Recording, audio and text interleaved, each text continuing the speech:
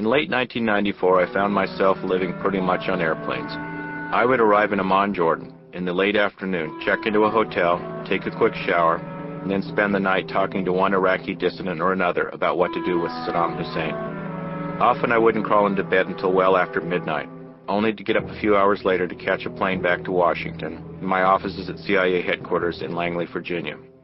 It made for a long day. I was used to it, though, having spent nearly 20 years working the streets of the Middle East at the same pace. Occasionally, in this covert version of shuttle diplomacy, I'd get off the plane in London and just walk around the city so I could catch my breath. I didn't follow a particular route, but often without intending it, I'd end up in the Edgware Road area, a part of central London taken over by Arabs and other Middle Easterners. With the veiled women and men walking around in flowing robes, it felt like I'd never left the Middle East, but there was one subtle difference: the Arabic bookstores. In most parts of the Middle East, bookstores are forbidden from selling radical Islamic tracts that openly advocate violence, but in London's Arabic bookstores there were racks of them. One glance at the bold print and you knew what they were about: a deep, uncompromising hatred for the United States. In the worldview of the people who wrote and published these tracts, a jihad or holy war between Islam and America wasn't just a possibility. For them, the war was a given, and it was already underway. Having spent so much of my life in the Middle East, I knew that such intense, violent hatred represented only an aberration of Islam. But I also knew better than most the human toll that such hatred can take. Often I would pick up a tract and take a look at the small print. Only rarely did the publisher or the editor's name appear on the masthead, and the street addresses for an office were never noted. But with few exceptions, they carried a European post office box, often in Britain or in Germany. It didn't take a sophisticated intelligence organization to figure out that Europe, our traditional ally in the war against the bad guys, had become a hotbed of Islamic fundamentalism. Curious, I asked my CIA colleagues in London if they knew who was putting this stuff out. They had no idea, but really, there was no reason why they should have. Since our London office couldn't claim a single Arabic speaker, it was unlikely that anyone was going to wander down Edgware Road. Even if someone had, he wouldn't have been able to read the venomous headlines. What's more, the CIA was prohibited by British authorities from recruiting sources, even Islamic fundamentalists, in their country. What was the point, then, in spending time with the Arabs there? In truth, things were no better on the continent generally. By the mid-1990s, the CIA was shriveling up everywhere in Europe. Our offices in Bonn, Paris, and Rome were shadows of what they had been during the Soviet Cold War. They lacked the officers to go after Europe's Middle Eastern communities, and such officers as they did have too often lacked the inclination, the training, and in some cases the gumption to do so. Things weren't much better in the Middle East. Often there were only one or two CIA officers assigned to a country. Rather than recruit and run sources, foreign agents, CIA stations in the tinderbox of the world spent most of their time catering to whatever was in fashion in Washington at the time: human rights, economic globalization, the Arab-Israeli conflict.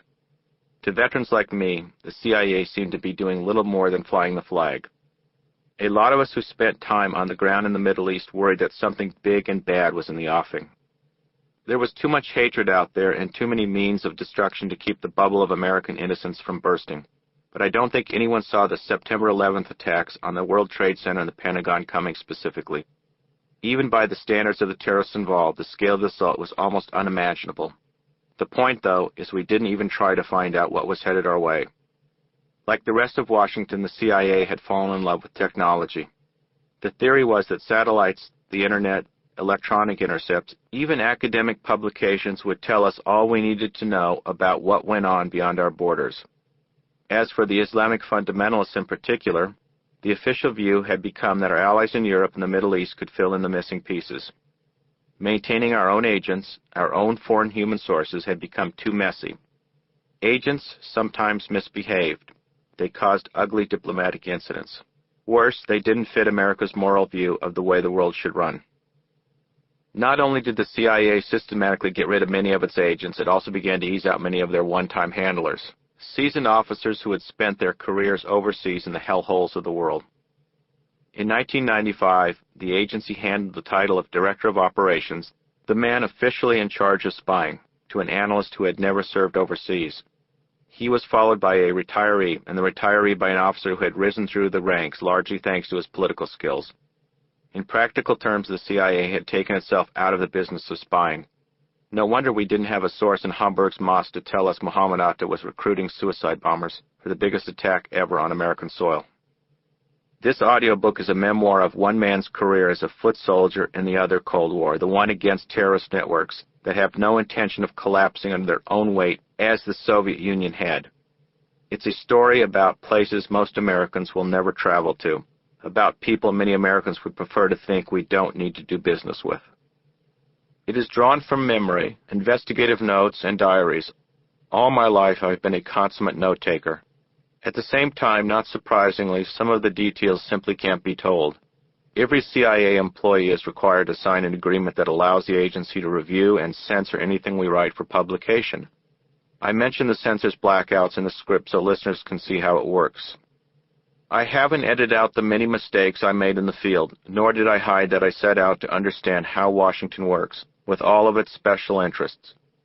I allowed myself to get sucked into the fringes of the Clinton campaign funding scandal. I have nothing to apologize for, other than maybe my own stupidity.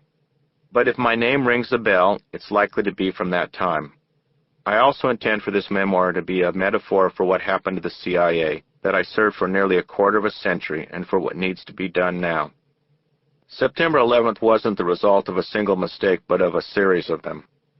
Correcting those mistakes, regaining the upper hand in the long war against terrorism isn't going to be easy, but it can be done. The way to start is by putting CIA officers back on the street. By letting them recruit and run sources in the mosques, the Kasbahs, or anywhere else, we can learn what the bad guys' intentions are before those intentions break into horrible headlines and unbearable film footage. Even if no one could have specifically foreseen the attacks of September 11th, I'm still angry that so many people had to die at the World Trade Center and at the Pentagon to begin to wake up to the fact that we have sacrificed a national resource for greed and convenience and small-minded politics. I'm incensed, and I think we should all be incensed that on September 11th, the courageous passengers of United Airlines Flight 93 were the White House's first and only line of defense. Not the CIA or the FBI or the Immigration and Naturalization Service or any other office or agency that we pay our taxes to support. The other day, a reporter friend told me that one of the highest-ranking CIA officials had said to him, off the record, that when the dust finally clears, Americans will see that September 11th was a triumph for the intelligence community, not a failure. If that's going to be the official line of thinking at the agency charged with manning the front lines in the war against the Osama bin Ladens of the world, then I am more than angry. I'm scared